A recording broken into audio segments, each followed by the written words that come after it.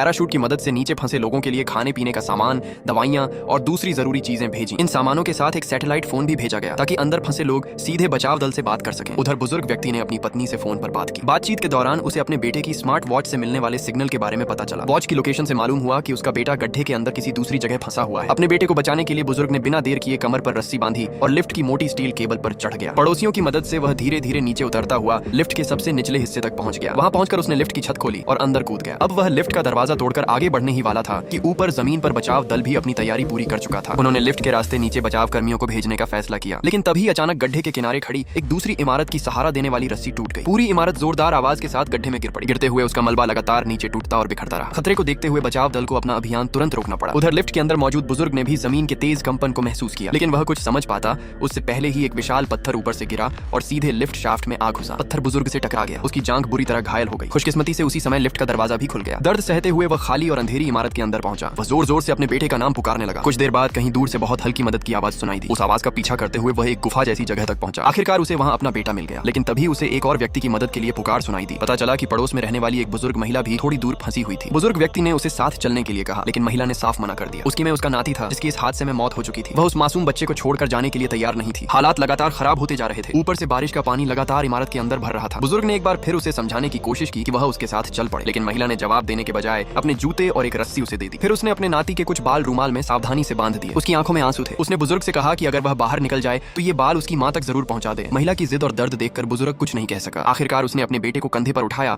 और ऊपर की तरफ चढ़ना शुरू कर दिया। बारिश लगातार उन पर बरस रही थी। भीगी हुई दीवारें और पाइप बहुत फिसलन भरे हो चुके थे। बुजुर्ग दोनों हाथों से पाइप को कसकर पकड़े रहा। उसे पता था कि अगर जरा सी भी गलती हुई तो वह और उसका बेटा सीधे नीचे गहरे अंधेरे में गिर जाएंगे और फिर बचने का कोई मौका नहीं होगा। बुजुर्ग व्यक्ति अपने बेटे को लेकर लगातार ऊपर की तरफ चढ़ता रहा। चढ़ते हुए वह जोर जोर से आवाज लगाता रहा ताकि अगर कोई और जीवित बचा हो तो उनकी मदद कर सके। कुछ देर बाद उसकी आवाज दूसरे बचे हुए लोगों तक पहुंच गई। सभी ने मिलकर पिता और बेटे को ऊपर खींच लिया और सुरक्षित इमारत के अंदर ले आए। लेकिन जब वे फिर से इमारत की छत पर पहुंचे तो सामने एक नई मुसीबत खड़ी थी। जिस इमारत पर वे टिके हुए थे वह किसी भी समय गिर सकती थी। उधर बारिश भी लगातार तेज होती जा रही थी। गहरे गड्ढे में पानी तेजी से भर रहा था और थोड़ी ही देर में पानी उनके गले तक पहुंच गया। सभी लोग घबराए हुए थे। किसी को समझ नहीं आ रहा था कि अब क्या किया जाए। तभी अचानक एक बड़ा प्लास्टिक का ड्रम पानी में तैरता हुआ उनकी तरफ आया। सबको लगा कि शायद यही उनकी जान बचा सकता है, इसलिए लोगों ने इमारत के अंदर से खाली बोतलें इकट्ठी करनी शुरू कर दी। उनका इरादा बोतलों से एक अस्थायी बेड़ा बनाने का था, लेकिन पानी जिस रफ्तार से बढ़ रहा था वह उनकी सोच से कहीं ज्यादा तेज था। जल्दी ही सबको समझ आ गया कि छोटा सा बेड़ा इतने लोगों का वजन नहीं उठा पाएगा। उसी समय वह बड़ा प्लास्टिक का ड्रम उनके पास आ गया। सबने बेड़ा बनाने का विचार छोड़ दिया और ड्रम को ही बचने का आखिरी सहारा बना लिया। एक एक करके सभी जीवित बचे लोग ड्रम के अंदर घुसने लगे। बुजुर्ग व्यक्ति सबसे आखिर में खड़ा रहा। वह बाहर रहकर ढक्कन बंद करना चाहता था ताकि बाकी सबकी जान बच सके। उसका बेटा शाओजिंग बार बार उसे पुकार रहा था, लेकिन बुजुर्ग